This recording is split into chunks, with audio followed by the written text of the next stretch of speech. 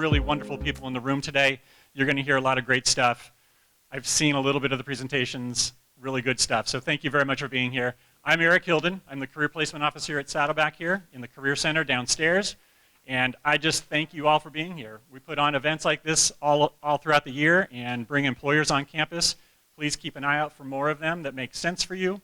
Jump into Handshake and keep an eye on those events. But without further ado, let's start this off. And I think I'm going to pass it off to our campus president, Elliot Stern, for a couple words. Thanks, Elliot. Thank you, Eric. I just want to welcome all of our students. We're so glad that you're at Saddleback, but also welcome you to the event, and thank you for being engaged and thinking about your futures.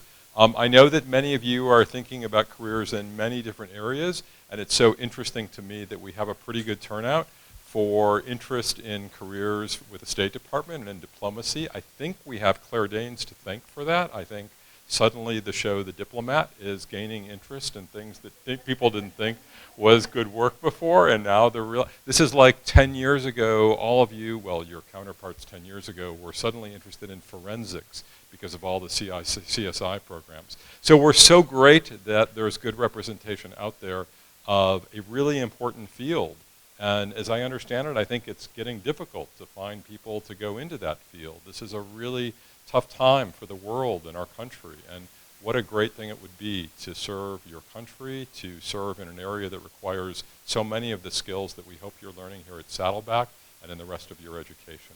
So I want to welcome you. I want to thank you for being at this event. I want to thank you for being engaged, and I want to thank you for being thoughtful about your future and all the things that you can do, including potential work in diplomacy. Eric, can I ask you to introduce our guests individually, if you don't mind? That would be great. So we'll go on with the show. Thank you. Thank you very much, Elliot. And now, let me introduce Penny Scaff, Dean of Counseling. Thanks, Eric. Most importantly for me, I just want to recognize Eric and Juan De La Cruz and Don Minio and our career team. They work every day, 5 days a week to support all of you. And so when there's an opportunity to go, yay, I want to do it. So yay. The other thing I want to do is introduce you to someone that's very important to Student Services and to Saddleback College. She's brand new. She's our new Vice President of Student Services, Dr. Jennifer LaBounty. Hi, thank you, Penny. I'm just so excited to see so many of you here invested in your own education and your career goals. It's awesome to see you here. And how many of you learned about this from the schools that you're in? All right, from your Canvas shell? All right, what are some of the schools that are here? Anybody?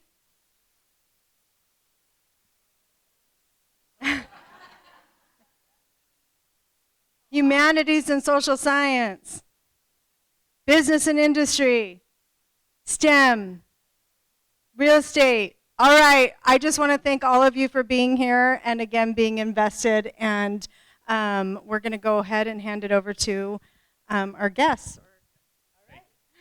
Appreciate that. Thank you very much. So we'll get started. I think the first one is Katelyn Choe, and she'll introduce herself. Thank you, everybody. I just want to also echo what Penny said. We've been on the road this past week visiting different schools, and I cannot tell you, this has been the most organized info session that we've encountered, and that speaks a lot about Eric and his team and your school. It also says a lot about you that on this gorgeous day, you chose to be here with us. My son, who is a junior, goes to Aliso Niguel High School. This is his first time ever going to a school in the United States. All his life, we've served in Nepal, New Zealand, South Korea. I was in Afghanistan by myself for a year. And so, again, I know from him and his friends just how much Saddleback is talked about. And so the fact that you're here just, it really impresses me, not just that you're here at this school, but that you chose to come today. I've been with Department of State for 23 years as a diplomat, and when I was sitting in your chair many, many moons ago, I would not have known what or how one became a diplomat. I knew there were one. I knew that, just as I knew that there were folks who worked at the UN, but I could not, one, have imagined that career path for myself, because I was thinking to myself, well, I don't go to an Ivy League school. I'm not from the Northeast. I'm not that well off. And in fact, I'm an immigrant who became a naturalized citizen. But through the fellowship program that one of my colleagues will be talking about today, which is a Pickering Fellowship, I'm going to actually have the QR code be posted up there, Eric. So we're trying to get better about technology. And so while Eric is working on that, this is a QR code that you can scan so that you can be, we'll work on that. While we're working on that, this is a way for you to be added to our talent network, which will send you information about various different opportunities within the international affairs, as well as scholarships. Stand aside. Scholarships, fellowships, nationwide virtual events that we hold, who actually have panelists who are real estate agents and are diplomats, who are in the STEM field and are diplomats, who are in the diplomatic security, law enforcement, and diplomats, who are office managers, admin assistants, also as diplomats, right? And so real people talking to you about their pathways and how and why and how that career could look like for you. We're also today joined by USAID. When I was serving in Nepal, I had the fortune to be able to be co-located in an embassy with our USAID colleagues.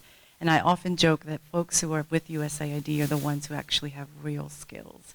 These are the technical experts who understand about health issues, democratic process, vaccination and capacity building, micro-lending, all of that. And so we partner very closely together. So today I hope that at the end of our session, that your interest is piqued about a possibility of joining not just the State Department and all the different scholarships that we have available for you, but a pathway into government service, into public service, and also in international affairs. Because I think America is more than just about someone who graduated from Georgetown and grew up in a certain way and had certain resources. I think every fabric of America, it's you and the different perspectives that you bring. And if you would like to have a seat at the table to be able to make a change that you would like to see, to be part of that change, we need you, okay?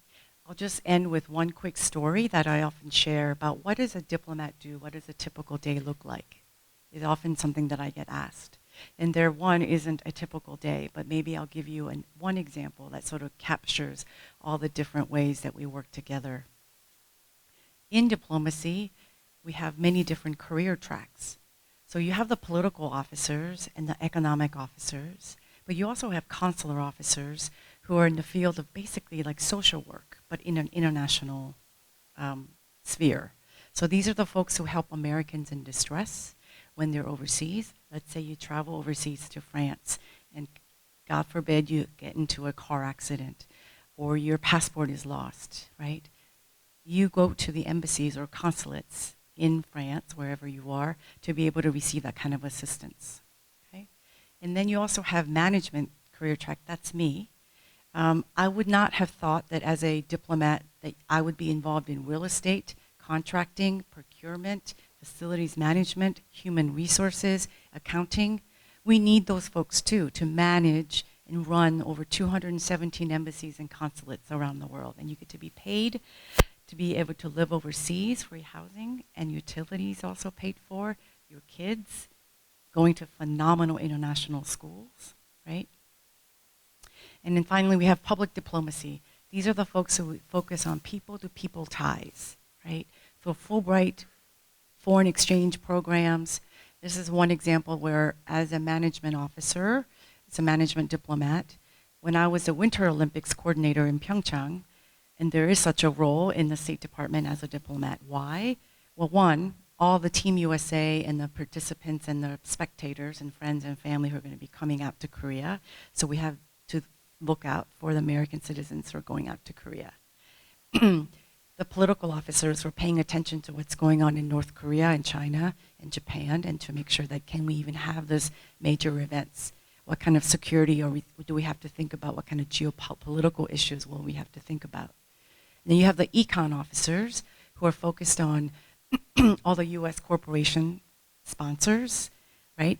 Coca-Cola, Visa, and their equities, as well as businesses that are trying to enter the Korean market, whether it's winter apparels or winter sports equipment, right? And the management, of course, dealing with the presidential delegations and all the logistics and operational aspect of handling such a big event, right? And finally, the public diplomacy, as I mentioned, we partnered with them to partner with Team USA Paralympians, many of whom are post 9/11 veterans, now representing our country in a different capacity. So what we did was we partnered with the political section and the econ section and identified the NGO groups, the lawmakers or influencers, and invited them to various events and had the Paralympians talk to these influencers. Why was that important? Well, in Korea, it's a still very conservative society where the folks with disability were often hidden in homes, and accessibility in the mainstream was not readily available. I remember this one event where we took them to called sled hockey, whereby, imagine, just stump of a person, waist up, right, on a single blade sled doing ice hockey. And they're doing the body checks and all. So imagine it was a little bit grueling at first to see that. But then it took less than 5 minutes for us to see beyond the disability and to recognize their prowess, their resilience, their grit, and their artistry.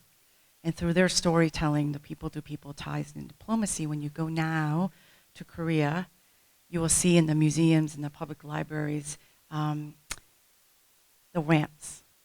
That's readily available here in the United States, but that's our work as diplomats to say economic prosperity and democracy is not just exclusive like that, but accessibility, inclusivity, that's also of strong democratic value. And instead of telling the Korean government to do that, ordering them to do that, through the storytelling and through the diplomacy, that we compel them to do the right thing. And for me, had it been me, Katelyn Choe, reaching out to Team USA, I don't even think that they would have taken my call. But on behalf of the United States of America, will you partner with us, Team USA, on this important social issue? That's the joy I get of being part of something bigger than myself, being able to be a part of a platform to be able to make long, sustainable change. So if that's something that interests you, I really encourage you to sign up for our talent network and so that we can inform you about the process. And I'm going to hand this off to Patricia, who is our director managing all the diplomatic fellowships, and she's excited to share them with you. Okay?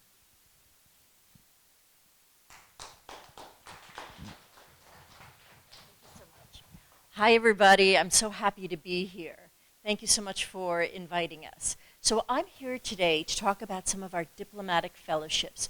But like all Foreign Service officers, we do like to tell stories. So just so you can have some idea of, what our backgrounds are.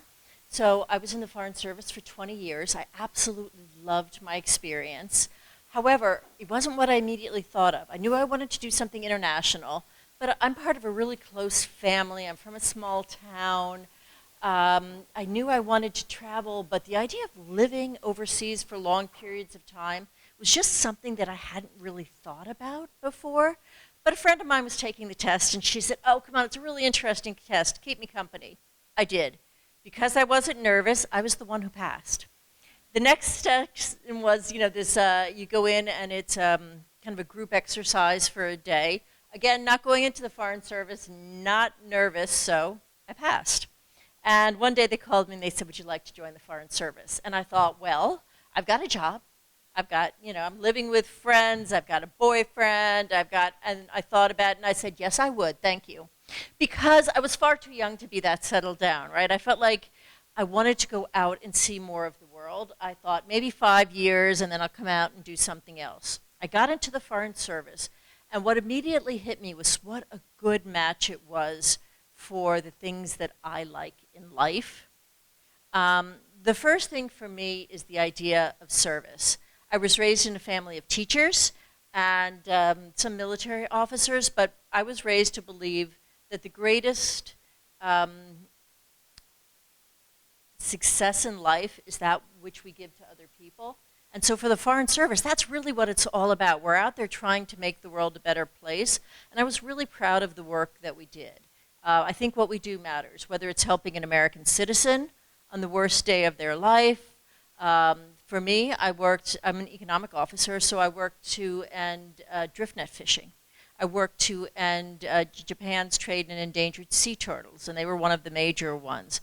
I was in Vietnam and going through the jungles trying to do work on POW MIA issues, and was able to write the memo that reopened our trade relations with Vietnam and later our diplomatic relations. I was in Cambodia when they had the elections for the first time.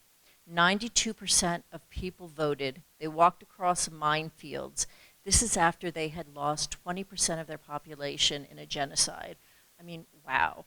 I got to do work on trade deals that were worth truly billions of dollars. I got to do so many different things that I was like, God, I never would have thought I could do all this stuff.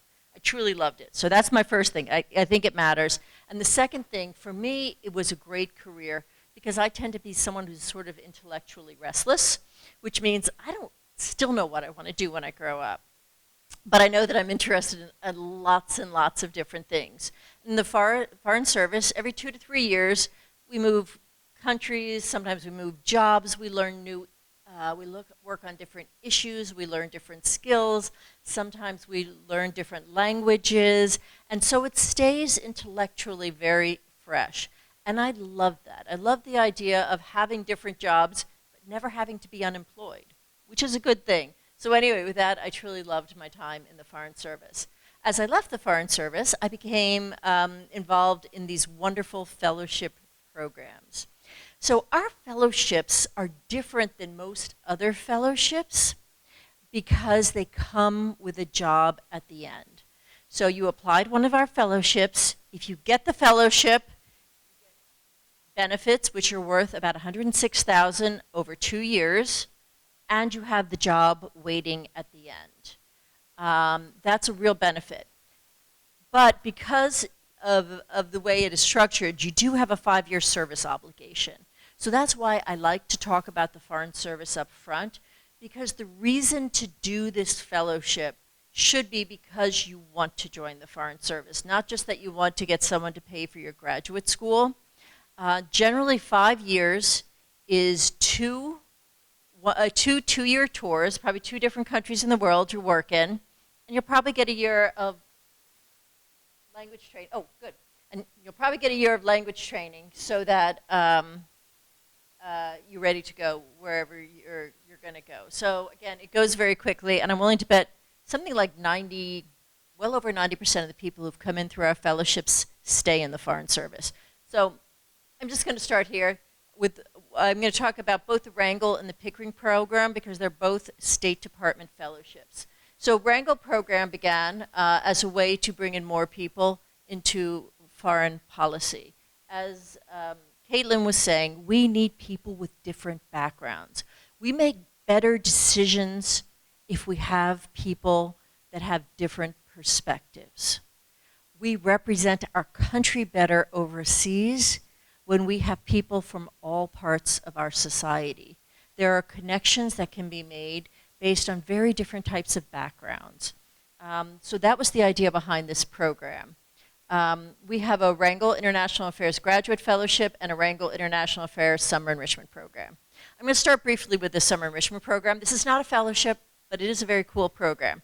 So for those of you thinking, wow, this international, it sounds really interesting. But what do I do with it? Is it for me?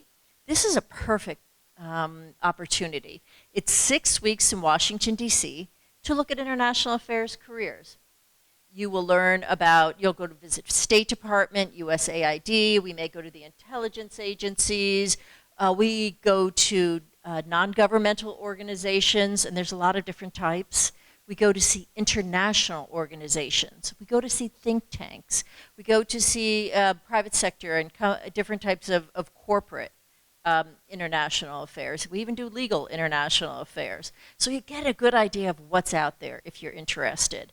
And you talk to people so you know, if I'm interested in this, this is how, I need this type of educational background. You take 2 classes. It's at Howard University. And you get credit, which can be brought back. One of them is in international economics, and one of them is in history of U.S. foreign policy. Both are great classes. We do a lot of work in professional development. We have an intensive professional writing seminar. We work on things like briefing skills, introducing yourself, doing interviews. So by the time you finish this program, you should have a better idea of what you want to do and how to get from here to there.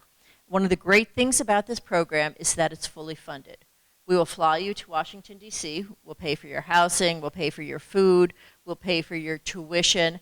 And we'll give you a stipend of $3,300 for participating, because we know that many of you may have to work during the summer. We want to help to some extent defray the work costs.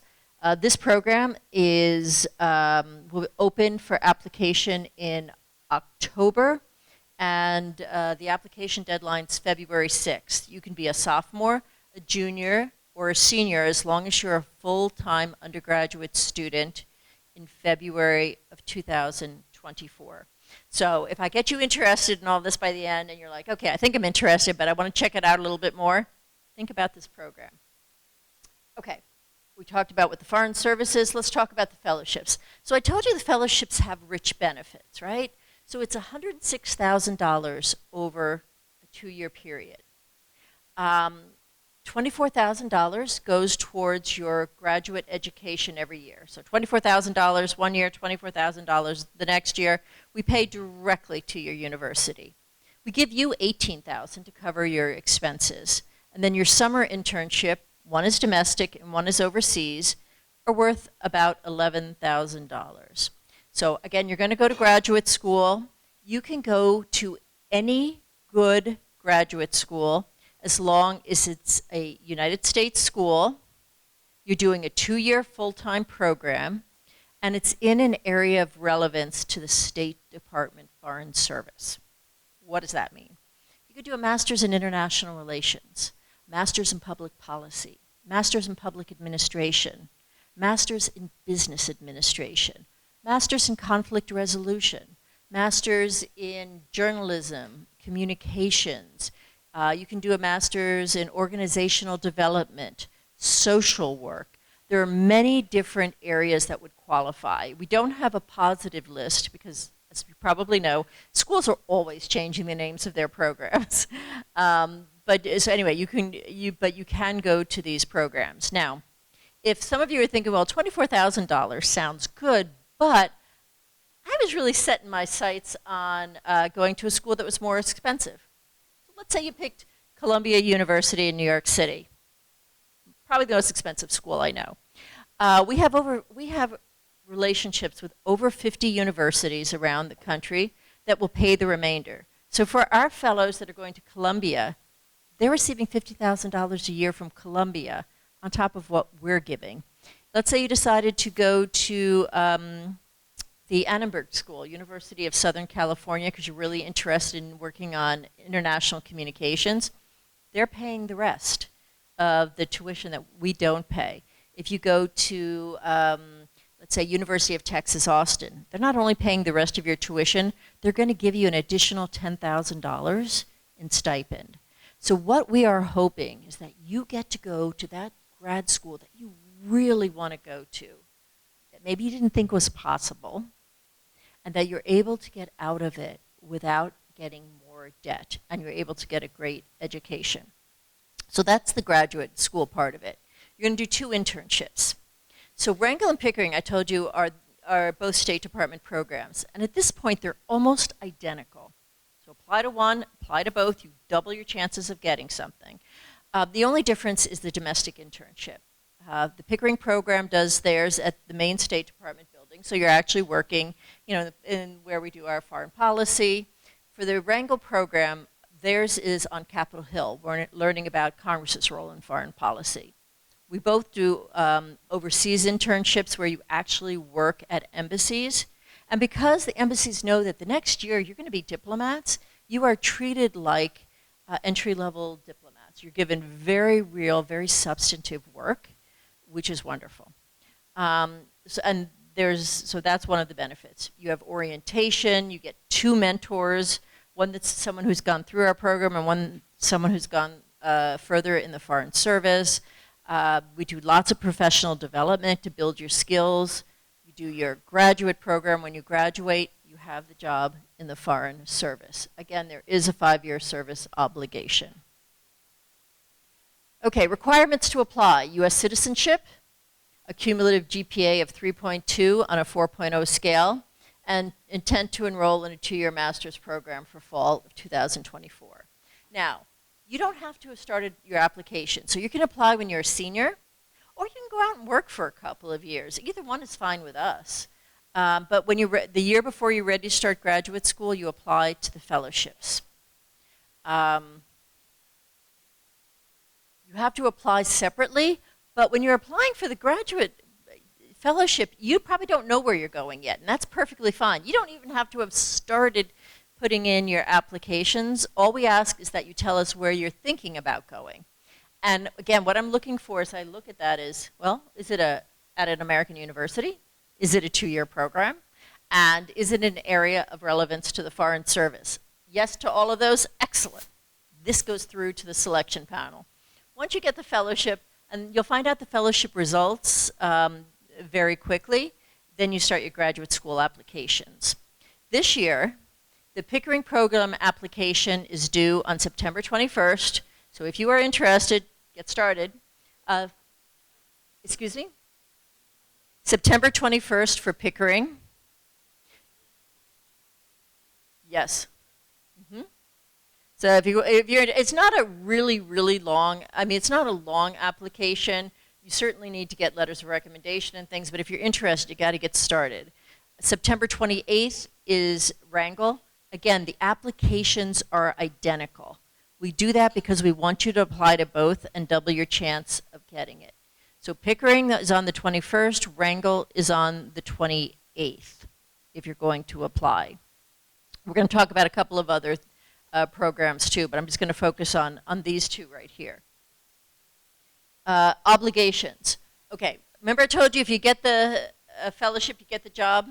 There is one thing that can interfere with that, and if you cannot get a medical security or suitability clearance. We don't do that up front, but after you get the fellowship, we will look at it. Medical generally is not an issue, although you should think through, how you feel about living overseas. Sometimes at a place where you may not have immediate access to first-rate medical. There are some countries that we're in that, we do not have the Mayo Clinic down the street from us. They take care of us, we get medevac, but it is something to think about. You want to make sure whatever condition you have is fairly well managed. Security and suitability is all about the fact you're going to get a top secret security clearance and you're going to represent the United States and the American people. And that's a big deal. If we kind of screw up, it's all over the front page. It's because it's not just us screwing up, it's the American people. So we have fairly high standards of conduct for ourselves. It does not mean we don't have fun. We have a lot of fun. We do follow the law while we're doing it. Just so you know, the most common reason for young people not to get security clearances is recent use of illegal drugs. It's not that you could never have done it, but usually you need about a year. And the federal government still considers marijuana to be a federal crime. And so if you have a friend that still does it or whatever, and they're interested in federal employment, it really is time to stop and give yourself about a year before you actually apply for a job.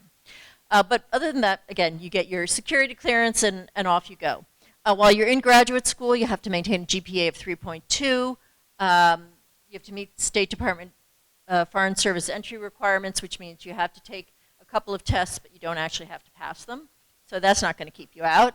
And then you have a 5-year service obligation. For us, application deadline for Wrangell is September 28th.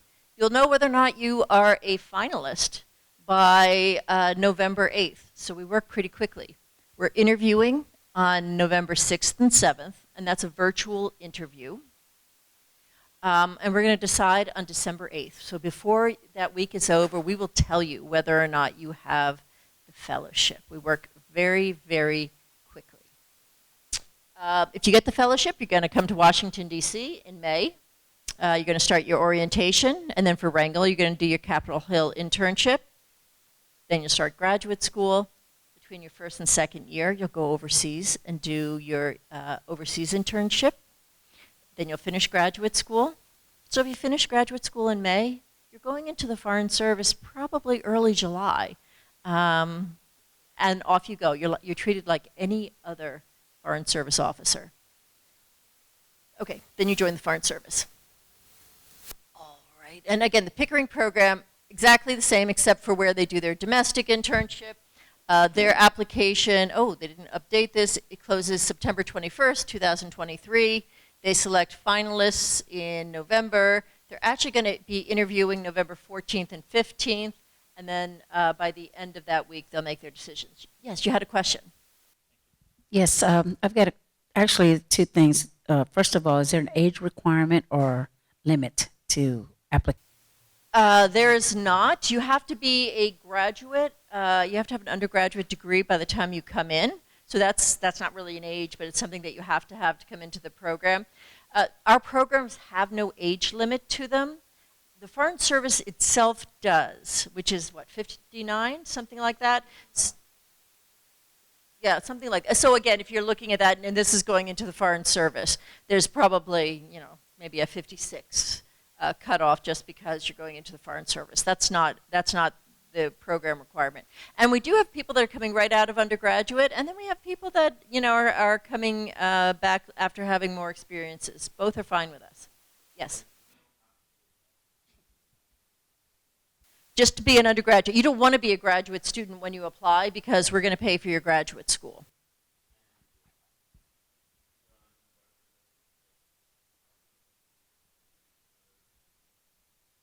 So it's probably your fourth year. Again, if you're going to apply this year, you're going to graduate by June of 2024. If you're going to want to do it later, again, it's always you're applying in September to start graduate school the following year. So again, Pickering is again, a slightly different. And those are the two State Department internships, or two State Department fellowship programs. There is another really exciting fellowship program and another really exciting Foreign Service opportunity. And that is the U.S. Agency for International Development. And we have two colleagues here today that are going to talk about it. Karen, you going to start? All right, good afternoon. I'm Karen Klimowski, and I work for the United States Agency for International Development, known as USAID. And I'm a Foreign Service officer, and I have worked for USAID for 23 years. I, like you, started out in a community college in Northern California. I'm from Santa Cruz at the Monterey Bay, and I went to the local community college there. I had no idea what I wanted to study. I had no idea the Foreign Service existed or what a diplomat was. So I went to Cabrillo for 2 years, then blindly transferred to UC San Diego, got a degree in something I didn't want to get a degree in. Once I got down there, I was like, I don't really like this, but it was too late to change my major, so I got a degree in physiology, and I thought, what am I going to do? I don't want to go to med school. So I joined the Peace Corps. And the Peace Corps is where I started out learning about development and foreign assistance and what the U.S. government does. Then I came back and got a master's in public health at San Diego State University. Unfortunately, when I did that, we didn't have these fellowship programs. So I paid for it out of pocket, graduated with debt, and joined the Foreign Service. And so we're here today to talk about what all these different pathways are so you can think as you're making decisions about your education, what you want to do and where you want to go, and what are the opportunities out there. So when I joined the Foreign Service, I got assigned to my first country was Zimbabwe, and I served there for 2 years. Then I moved to Malawi and spent 3 years. Then I also served in Kenya, Uganda, Indonesia, the Philippines, and my last assignment was in India. My husband's a Foreign Service officer with Department of State. He got his undergrad and graduate degree at Cal State Long Beach in political science. And we raised our family overseas. We have 2 kids. One graduated high school in 2021 from the international school in India. And my daughter just graduated this past May, also from the international school in India. So I'm sharing that because that was our life. We also moved 2 cats and 2 dogs around the world with us in all those countries. So you can have a family, you can work, and think about that as it. I loved my career. So USAID, we're one of 5 foreign affairs agencies for the US government. State Department is another one. And we do the development work in countries. So we work with host countries or civil society organizations at the grassroots level, in a village, in a small community. We're working on food and nutrition, agriculture, as we see climate change, and communities that used to have flooding are now drought. Communities that used to be drought now are flooding. So how do you change those agricultural practices with climate smart agriculture so people still have food? We work on parliamentary elections, parliamentary strengthening, democracy and governance, anti-trafficking in persons. In my master's in public health, I worked on many health programs, public health programs throughout the world. I got to Zimbabwe when the HIV epidemic was at its height and we didn't have drugs out there to control it. So they had something called Coffin Row. And there were coffins on the street that were just nonstop filled with bodies from everybody dying. So we worked on getting antiretroviral drugs to countries to control HIV, and then how to prevent the transmission. I worked on malaria control, which is malaria is the #1 killer of children under 5 in many developing countries. So how did we reduce infant and child mortality by malaria interventions? Worked on training healthcare workers on better practices to reduce infant and maternal mortality. We also do things around, election observers, strengthening the court system, justice system in countries, helping change policies so that there's a better justice system, better parliamentarian system or governance system.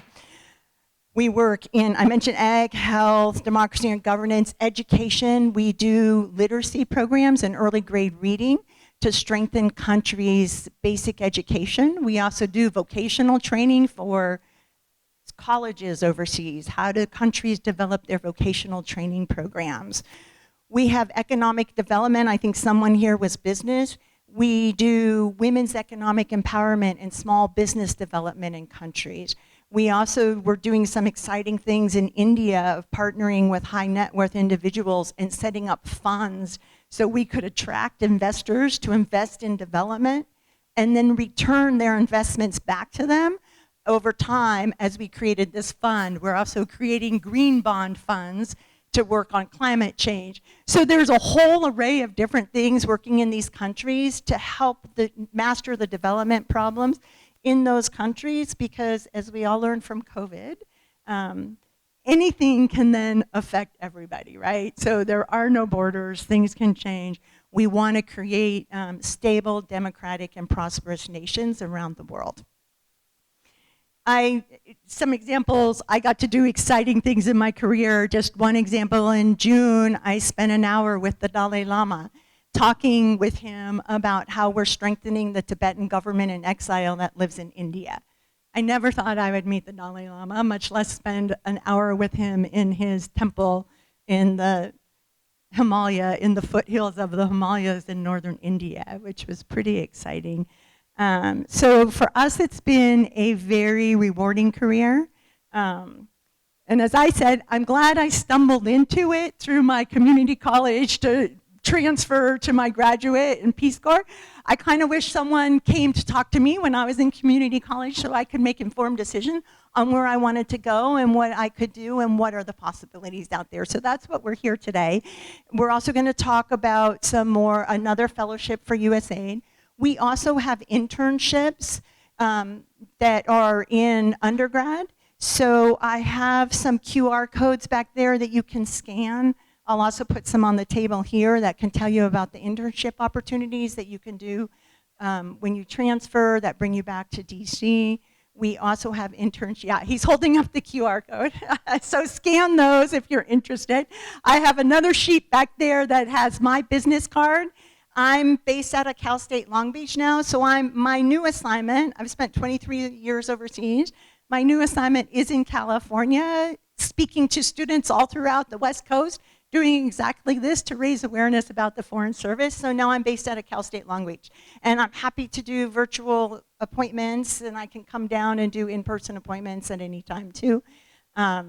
If you have further questions as you're thinking about what you want to do. And with that, I will turn it over to Eurica, my colleague from Howard University, who's going to talk about another master's fellowship for USAID. Good afternoon, everyone. My apologies for being late.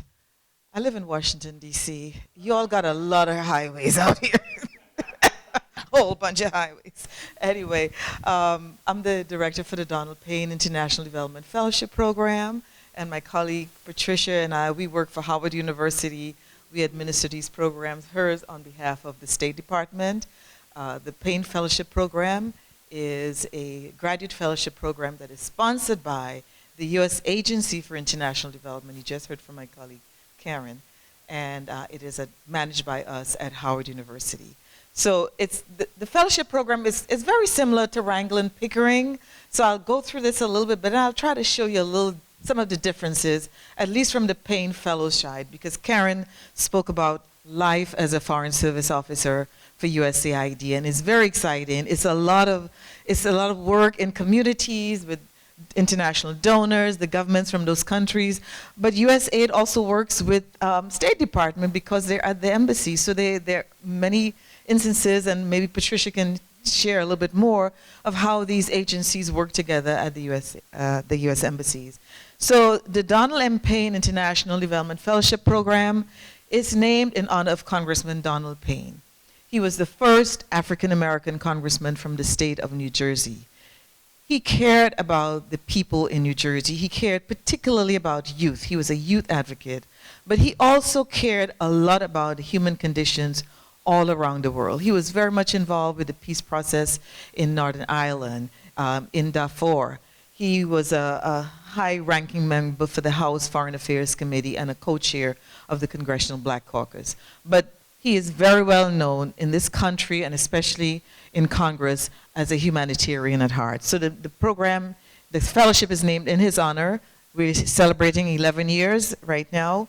And so what is the fellowship about? Again, it's sponsored by USAID. It's managed at Howard University. It is a very unique pathway to the USAID Foreign Service. Again, it's very similar to Wrangell Pickering. As Patricia mentioned, you get the fellowship, you get a job. At the end, you get a whole lot of professional development opportunities. And these are just some of the areas that USAID Foreign Service officers work in. So again, the fellowship provides funding for 2 years of graduate school.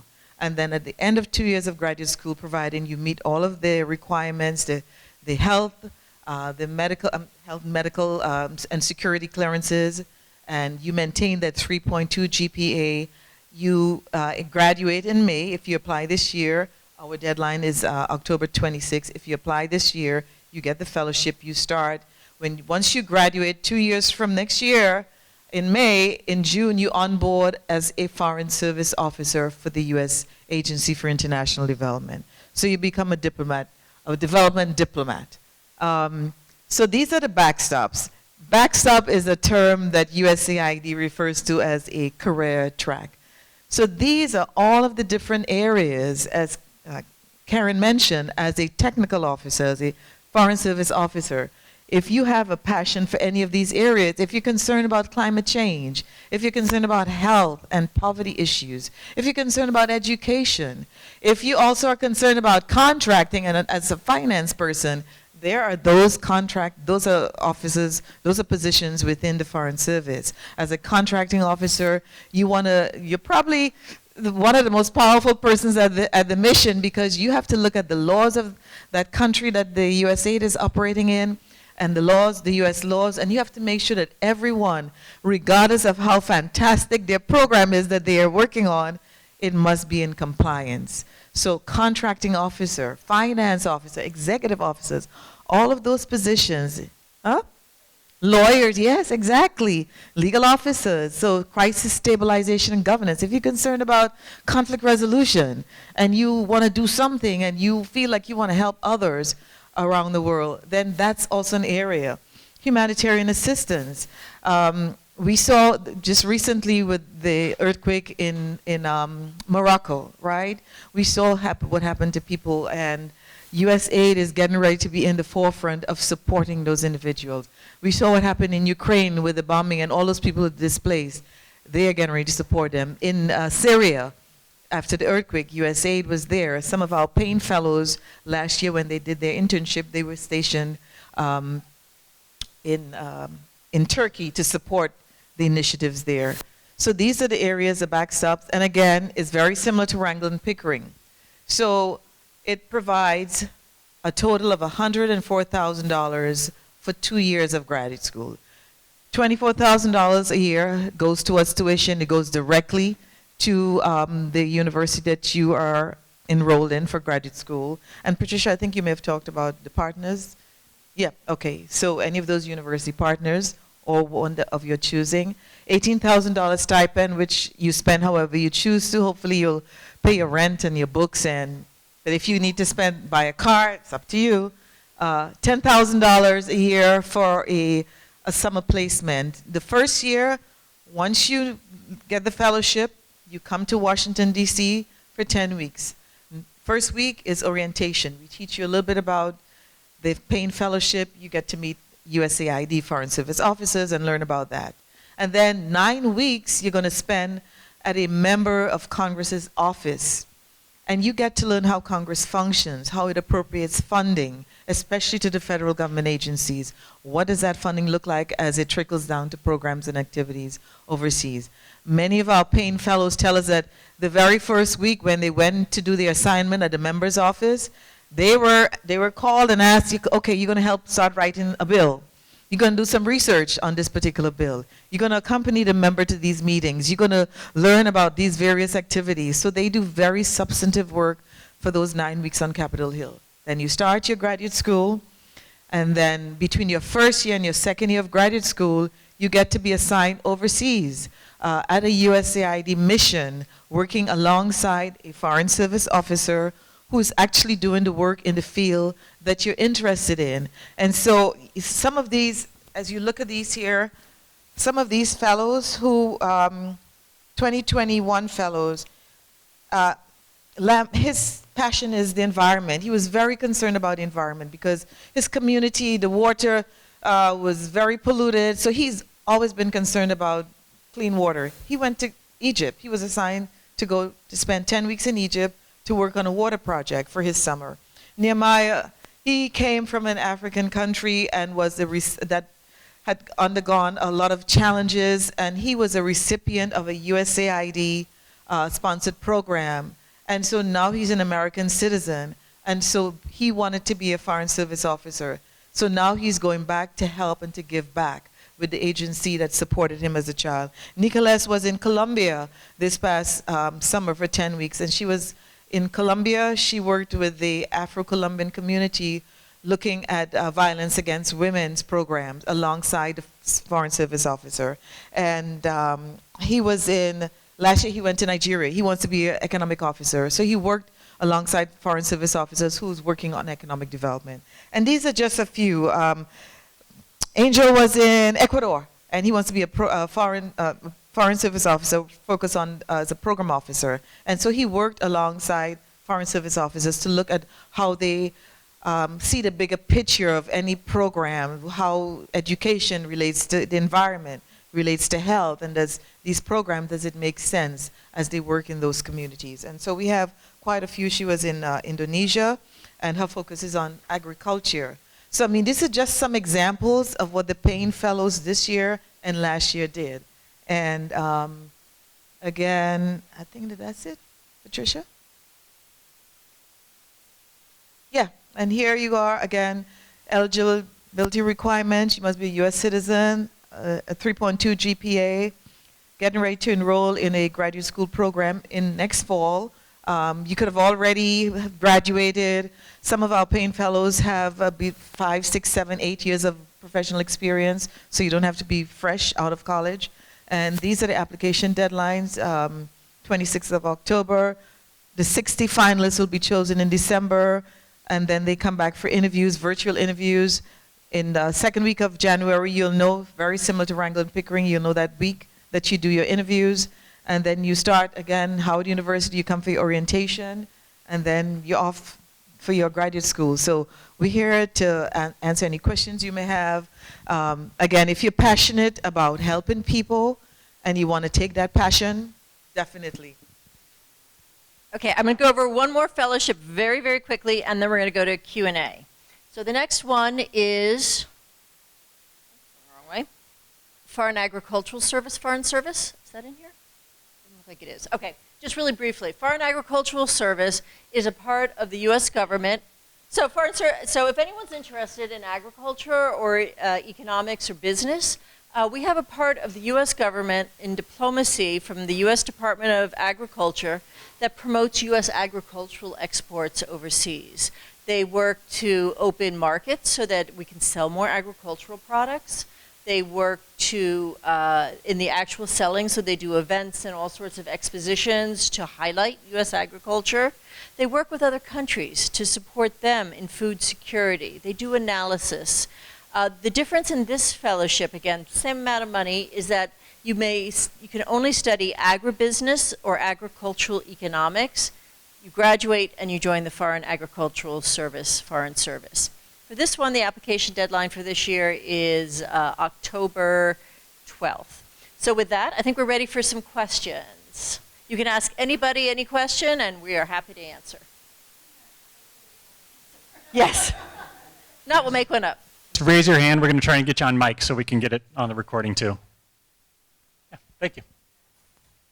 In the back, there are many handouts that we prepared for you. And two of the ones that we didn't discuss, but I'd like to highlight, are the Diplomatic Security Clerk Fellowship. For those of you who are interested in criminal justice, law enforcement, cybersecurity, that similar to the fellowships that Patricia mentioned, it does pay for graduate school in exchange for you committing to coming in and working as a diplomatic security agent for the State Department. Many of you may not know that we do have diplomatic securities who are also are foreign service officers. Their charge is to protect the Americans working in the embassies and consulates around the world, as well as working closely with the local police of the host government on various different issues. They also investigate fraudulent documents, like passport fraudulent cases. So it is very much like a CSI sort of a bend to it. And we have diplomatic graduate school fellowships to encourage you to think about that career path. Another one that's really exciting is the Foreign Affairs IT Fellowship, FAIT, F-A-I-T for short. This is for undergraduate as well as graduate. For those of you who might be interested in computer science, IT, anything that's to do with computer science or IT, cybersecurity could be one of them too. Did you know that as diplomats, you can be an IT specialist working on our comms, our networks within an embassy, right? And so instead of you going and working at Google's or Amazon's, we want you to come and work for us. And so we'll pay for your undergrad or graduate school. So please go ahead and take a look at that as well. In the next 30 minutes we have remaining, because we do need to go at 4:30. Really encourage you to ask any questions. Oh, I'm sorry, I'll mention one thing. Oh, great. I'll mention one thing. U.S. citizenship. This is for the Foreign Service, as well as for the coming into the Foreign Service, as well as for the diplomatic fellowships. We're not concerned about how your parents may or may not be citizens. I think that's a question that we often get a lot. For those of you who are naturalized or people who were born here, for the security background check, we're not so concerned about how your parents came to the United States. It's really about you, okay? So I want to make that explicitly clear. Yes? I was just going to ask if you could repeat some of the information about the 6-week summer program at Howard University. Okay, so the 6-week summer program, it usually goes from the middle of June to the end of July. It's in Washington, D.C. You take 2 classes. We do a lot of field trips to see different types of international careers. We have a lot of career speakers. We do a lot of professional development to help you get ready for an international career. So we'll do everything from public speaking, intensive professional writing. The application deadline for this year is February 6th, 2024. We pay for your transportation, room, board, tuition, and we give you a stipend of $3,300. You can find out about it on our Wrangle Program website, wrangleprogram.org, and it's called the Wrangle International Affairs Summer Enrichment Program. So USAID also has a undergraduate internship program where you can go to DC or one of the USAID missions around the world. There was a student at Cal State Long Beach, Dennis, who's a junior, studying political science and just spent 10 weeks at USAID Barbados mission, helping them in the program office, doing comms work and public diplomacy communications work. And now he's actually back at Cal State Long Beach, but the mission hired him and he's working virtually for them through December. So there's lots of opportunities that way too. There's this flyer in the back, and if you scan this QR code right here, it will take you, the third one from the top, internship opportunities with the agency, and you can see what USAID has as well. And that's for undergraduates. Coming around. Here you go. Thank you for waiting. Thanks so much. If my undergraduate major is relevant to international diplomacy and is in studies of a specific region, does that get taken into account when deciding where I would go if I was part of the service, I was accepted to any of the fellowships, or more or less ignored? For the Foreign Service, and then they can talk about fellowships. Foreign Service, it's great to demonstrate you have that world knowledge, and when you bid on positions, all the jobs that are open that year you're bidding, you would rank order 10 of them, and then you could pick and choose. And so no guarantee that you would go to that country, that region, but you may, and I'll let them answer fellowship. Okay, yeah. One of the things you have to realize in the Foreign Service is we're all worldwide available. So we will work outside of our areas of initial interest, but you just never know. I came in sure I wanted to do Latin America. I spoke Spanish and Portuguese, spent the majority of my career in Asia, and I loved it. So there is that. For the fellowships, for our overseas internships, it's up to you to tell us where you want to go. I mean, there's certain places you can't go. You can't go any place that's really dangerous. We need housing and a few other things. But you tell us what you want to do. And fellows usually go one of two ways. Either they want to go someplace that they have an academic background in, maybe they're studying it in grad school, they want to go really deep on it. Or they say, I've got 10 weeks. Maybe I'll try something really different that I may not want to do as a 2-year tour, but maybe I'd like to go to Southeast Asia for 10 weeks. So fellows do different things. The interests you bring in are very important, and you should study in graduate school and in your undergraduate what you're most interested in, because the most important thing is the core skills that you're getting, and you're going to get that through any of the disciplines. So study what you're interested in, pursue those things in the Foreign Service, but be flexible if you end up going somewhere else. I was just wondering concerning about the fellowships and the foreign office. Is there any like opportunities for more like STEM majors, like biology or physics or chemistry? Yes. Yeah, so it's sort of like a foreign language that most of us don't speak, if that makes sense. So yes, I mean, when you think of the foreign policy issues that face us today, there is a huge need for people with science backgrounds, whether we're talking about environmental issues, whether we're talking about nuclear nonproliferation or anything. So yes, very much. I mean, I've had people who've won our fellowship who were chemistry majors. I've had a lot of biology majors. I've had an aerospace engineer 1 year. So yes, having a STEM background is a very positive thing for us. How about USAID? My undergrad is in physiology, which is very much STEM. I took organic chemistry for 2 years, physics for 2 years, and yeah, so it's definitely applicable in today's world, and we definitely recruit STEM majors to join USAID. I just want to say that one of the things that we're trying to get across as much as possible, especially for the USAID, the Payne Fellowship, and the others as well, these programs were designed to really encourage outstanding individuals who have been historically underrepresented in the U.S. Foreign Service. So whether it's people from diverse regions across the U.S., women, first-generation college students in your family, black and brown communities, people in the LGBTQ plus community, we encourage you to apply because these programs are designed for you. I did not work in the Foreign Service like my colleagues did. They had an exciting time, I can tell. I traveled a lot. But I worked for 20 years in international relations on special programs for State Department, special White House initiatives, and many other international exchange programs.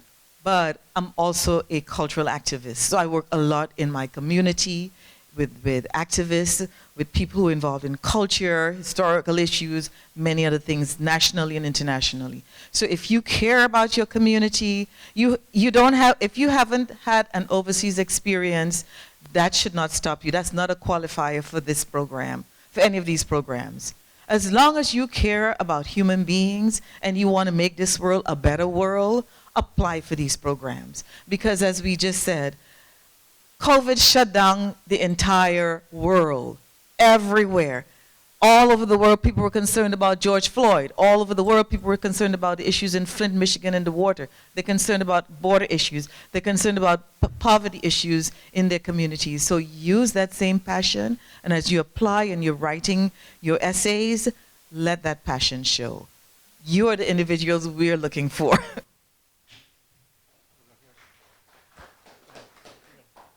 From what I understand, since you guys did travel internationally a lot, you guys do have diplomatic passports, right? So if I were to join this program and be traveling abroad, would my passport also change to a diplomatic passport, or would it just be a temporary pass, like paperwork?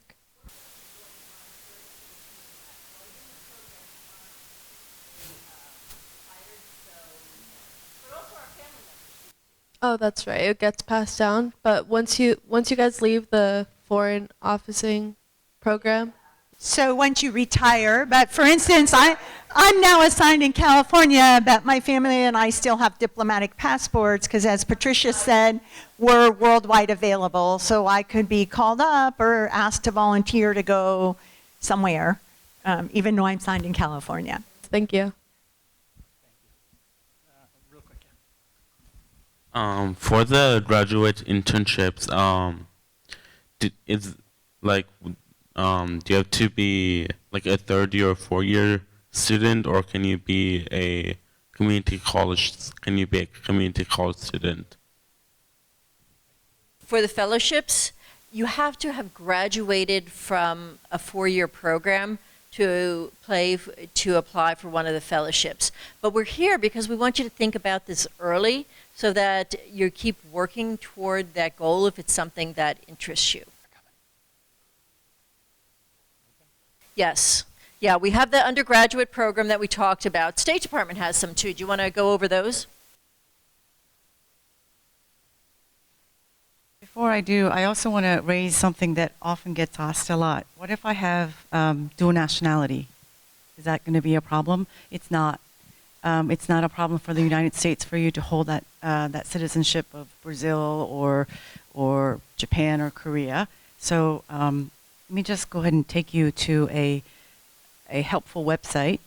If you go to this website here, or you can just Google Department of State, but careers with an S at the end, .state.gov, it will tell you all the different internships and fellowships that we've mentioned, right? The Foreign Service fellowships that we talked about here, as well as a student internship program. It's our paid internship program.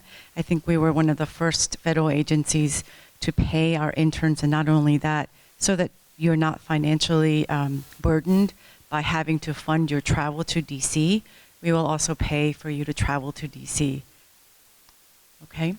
So you can definitely check that out as well. You know, in the remaining 15 minutes we have, one of the things that we often encounter is there's some one-off private questions that you'd like to ask of us. So we'll stay behind as long as we can, probably not much past 4:30 though.